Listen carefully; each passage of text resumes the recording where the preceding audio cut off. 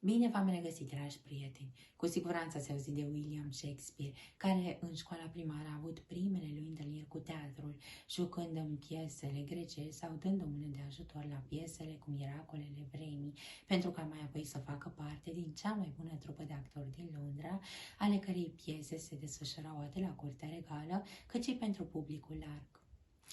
Textul pieselor lui William Shakespeare poate fi mai greu de urmărit pentru noi mici cititori, dar Angela McAllister ne sare în ajutor și ne arată cum să înțelegem și să îndrăgim lumea poveștilor lui Shakespeare prin 12 piese ale bardului repovestite pentru copii.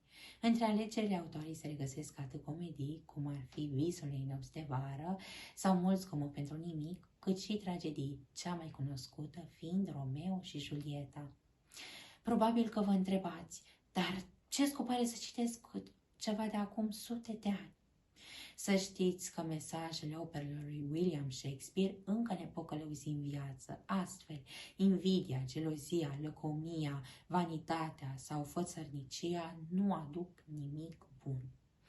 Citind această carte, m-am simțit de parcă jucam pe scenă alături de personajele însuflețite de Alice Lindstrom, care a completat perfect textul Angelei McAllister prin tehnica colajului. În piesa Neguțătorul din Veneția, Bassanio, îndrăgostit de Portia, se împrumută 3000 de ducați la cămătarul Shylock, garantând cu o livră de carne cât mai aproape de inima lui Antonio, cel mai bun prieten al său și, totodată, dușmanul cămătarului. În cele din urmă, Bassanio se căsătorește cu Portia, dar datoria nu este achitată la timp, iar cazul ajunge în fața judecătoriei din Veneția. Vă las pe voi să aflați sfârșitul procesului și noi ne revedem cât mai curând, pe data viitoare.